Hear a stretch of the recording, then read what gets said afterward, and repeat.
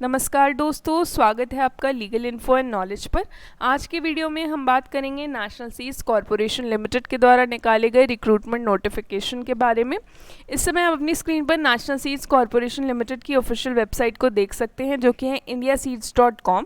जब आप इस वेबसाइट पर नीचे की तरफ जाते हैं तो आपको यहाँ करियर और वैकेंसी के क्विक लिंक्स दिख जाते हैं। आपको इस पर क्लिक करना है तो आपके सामने कुछ रिक्रूटमेंट डिस्क्रिप्शंस ओपन होके आ जाएंगे।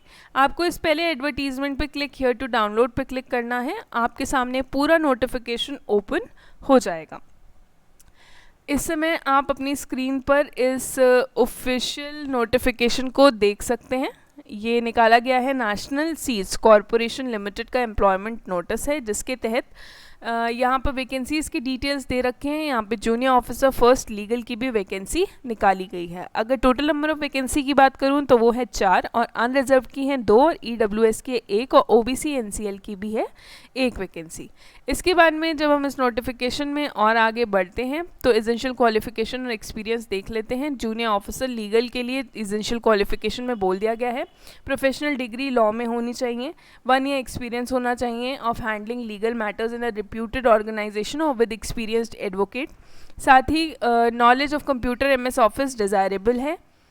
इसके बाद में जब हम इस नोटिफिकेशन में और आगे बढ़ते हैं तो कुछ और चीज़ें भी देख लेते हैं। यहाँ पर अप्रॉक्सीमेट मंथली एमोल्यूमेंट जो स्टाइपेंड दे रखा है, जिसके तहत जूनियर ऑफिसर फर्स्ट लीगल में स्केल ऑफ पे की बात करें तो 22,000 से लेकर 77,000 का है। अगर total per month excluding HRA की बात करें तो वो है ₹37,224।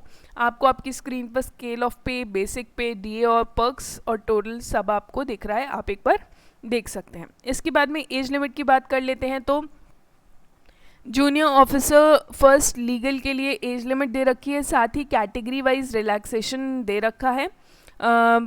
यहाँ शेड्यूल कास्ट और शेड्यूल ट्राइब के लिए 5 इयर्स, OBC NCL के लिए 3 इयर्स, पर्सन्स विद डिसेबिलिटी के लिए 10 इयर्स का रिलैक्सेशन है। और ex serviceman commissioned officers including emergency commissioned officers, short service commissioned officers who have rendered at least 5 years military services and have been released on completion of assignment otherwise than by way of dismissal or discharge on account of misconduct or inefficiency or physical disability attributable to military service और इनवैलिडमेंट, उनके लिए भी 5 years का दे रखा है relaxation. तो junior officer first legal के लिए जो मैक्सिमम एज लिमिट है वो 30 years है और कैटेगरी वाइज रिलैक्सेशन मैंने आपको बता दिया है। इसके बाद में डिटेल्स ऑफ सिलेक्शन प्रोसेस की बात करें तो स्टेज 1 में रिटन एग्जामिनेशन होगा और रिटन एग्जामिनेशन की मेरिट के बेसिस पर डॉक्यूमेंट वेरिफिकेशन होगा। और साथ ही यहाँ ये भी बता दिया गया है रिटन एग्जामिनेशन के बाद में आपका जो डॉक्यूमेंट वेरिफिकेशन हो गया है उसके बाद में आपकी फाइनल मेरिट लिस्ट निकाली जाएगी और कैंडिडेट्स को शॉर्टलिस्ट किया जाएगा सिलेक्शन के लिए। पैटर्न ऑफ एग्जामिनेशन की बात करें तो वो CBT होगा, यानी कि कंप्यूटर बेस्ड टेस्ट। इसके बाद में इस नोटिफिकेशन में और आगे बढ़ते हैं तो कुछ और इम्पॉर्टेंट चीज़ें देख लेते हैं। आपको अप्लाई कैसे करना है। आपको ऑनलाइन एप्लीकेशंस यहाँ पे बोल दिया गया है only online application will be considered, यानी आपका मोड ऑफ एप्लीकेशन ऑनलाइन है। जहाँ पर रिक्रूटमेंट नोटिफिकेशन था वहीं पर ही आपको अप्लाई नाउ का लिंक मिल जाएगा। मैं दिखा देती हूँ, ये नेशनल सीड्स कॉरपोरेशन लिमिटेड, ये एडवर्टीजमेंट क्लिक टू डाउनलोड, आपको ये लिंक्स में अप्लाई नाउ यहाँ पर आ रहा है, आपको यहाँ पर क्लिक करके अप्लाई कर देना है। इसके बाद में यहाँ रोल एंड रिस्पॉन्सिबिलिटी आपको बता दी गई है जूनियर ऑफिसर लीगल की, आपको आपकी स्क्रीन पर दिख रही है। इसके बाद में एक चीज़ और है, conditions and information for candidate में यहाँ बता दिया गया कि जूनियर ऑफिसर लीगल का जो नेचर ऑफ एंगेजमेंट है वो रेगुलर एम्प्लॉयमेंट है।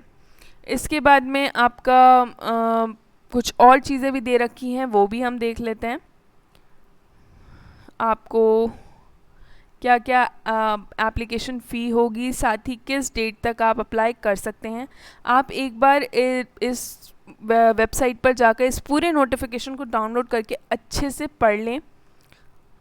बाकी इम्पॉर्टेंट चीज़ें मैं आपको बता ही दे रही हूँ जो इस नोटिफिकेशन में दे रखी है।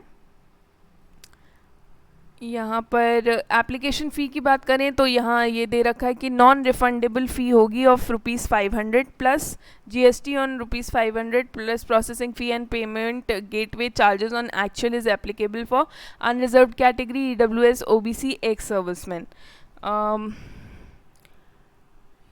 यहाँ ये भी लिखा है कि candidates belonging to any particular category of SC ST PWD are not required to pay the application fee. However, processing fee and payment gateway charges on actual is applicable for SC ST PWD and shall necessarily submit a photocopy of caste disability certificate as prescribed by Government of India, as the case may be, from a competent authority.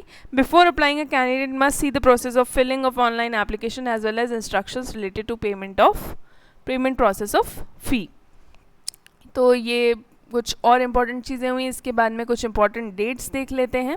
Commencement की बात करें अगर online registration की, तो वो 28 अगस्त से start हो गए हैं.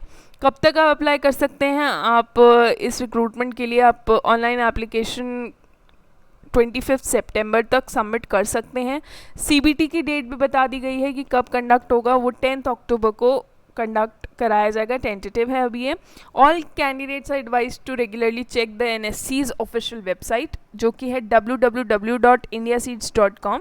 किसी भी इंफॉर्मेशन, किसी भी अपडेट के लिए आप ज़रूर इस वेबसाइट को विज़िट करते रहें. और अगर आप इंटरेस्टेड हैं और आप एलिजिबिलिटी क्राइटेरिया को फुलफ़िल करते हैं और आप इंटरेस्टेड हैं अप्लाई करने के लिए, तो आप ज़रूर अप्लाई करें. Thank you very much for watching.